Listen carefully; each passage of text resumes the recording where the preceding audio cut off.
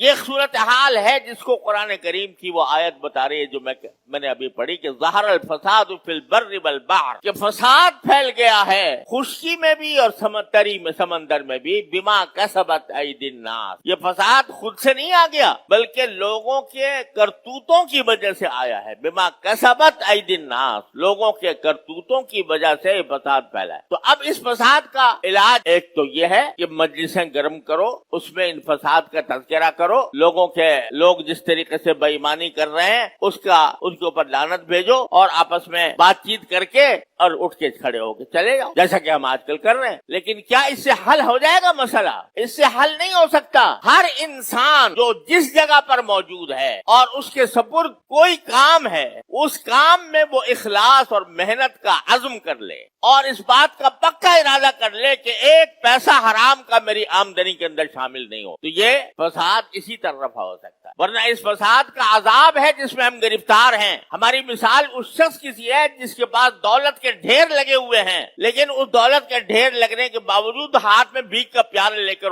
لوگوں سے مانگتا پھر رہا ہے۔ اس دولت کے ڈھیر سے فائدہ نہیں اٹھا سکتا، اس لیے کہ اس نے طریقہ ہی ایسا اپنایا ہے کہ وہ ساری دولت جو ہے وہ بٹ رہی، وہ چوروں کے ہاتھ میں جا رہی ہے، ڈاکوؤں کے ہاتھ میں جا رہی ہے، وہ اس کے ہاتھ میں نہیں آ رہی، اس لیے بھوک کا پیالہ لے کر دوسروں کے سامنے پی رہا۔ حل اس کا ٹھیک ہے، اصل حکومت کا کام ہے کہ اس حالات کو درست کرے۔ جب حکومت سے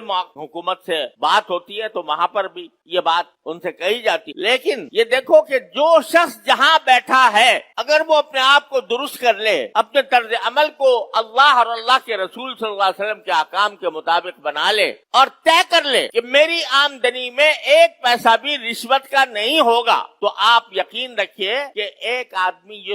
بعد اوقات یہ سوچتا ہے کہ بھئی میرے کرنے سے کیا ہو جائے گا، سارا آوے کا آوا ہی بگڑا ہوا ہے، اگر تنہا رشوت چھوڑ دوں گا تو پورے ملک میں تو رشوت کا بازار گرم ہے، میں تنہا کیا کروں گا؟ لیکن اللہ کا کرم ہے، وہ کسی ایک انسان کی کوشش کو بھی اللہ تبارک و تعالی اس میں برکت یہ عطا فرماتا ہے کہ اس کے نتیجے میں دوسرے لوگ بھی درست ہونے لگتے ہیں۔ اس کام کے لیے تھوڑی سی اپنے اوپر جبر کرنے کی ضرورت ہوگی، کچھ تو مجاہدہ کرنے کی ضرورت ہوگی، محنت کرنے کی ضرورت ہوگی،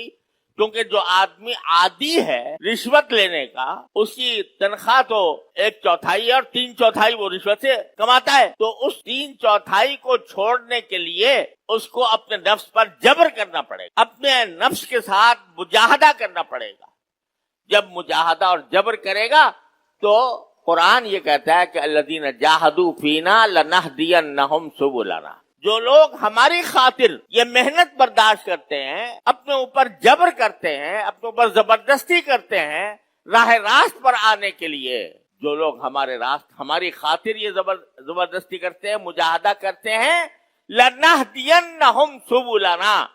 ہم ضرور بالضرور ان کو اپنے راستوں تک پہنچا دیں گے۔ وَإِنَّ اللَّهَ مَعَ، اور اللہ ان لوگوں کے ساتھ ہے جو احسان یعنی نیکی کا عمل۔ لہذا یہ نہ سوچے کہ میں تنہا ایک چنا کیا بھاڑ پھوڑ لے گا، نہیں، ایک چنا بھی بہت کچھ کر سکتا۔ ایک آدمی اگر یہ تہیہ کر لے کہ میری آمدنی میں رشوت کا ایک پیسہ شامل نہیں ہوگا، تو یہ ایک آدمی بھی انقلاب لا سکتا ہے، اور ایک چراغ سے دوسرا چراغ جلتا ہے، دوسرے سے تیسرا جلتا ہے، اس طرح بالآخر اللہ تبارک و تعالی حالات کی اصلاح فرما دیتے ہیں۔ لیکن اگر کم از کم یہ خود جس نے اپنے آپ کو اس حرام خوری سے بچا لیا، یہ کم از کم اللہ تعالیٰ کی بارگاہ میں پیش ہو کر یہ کہہ سکے گا کہ یا اللہ، اگرچہ حرام خوری کا بازار گرم تھا چاروں طرف، لیکن میں نے اپنے حد تک کوشش کی، اپنے آپ کو بچایا، لہذا اللہ تبارک و تعالیٰ کے عذاب سے انشاءاللہ محفوظ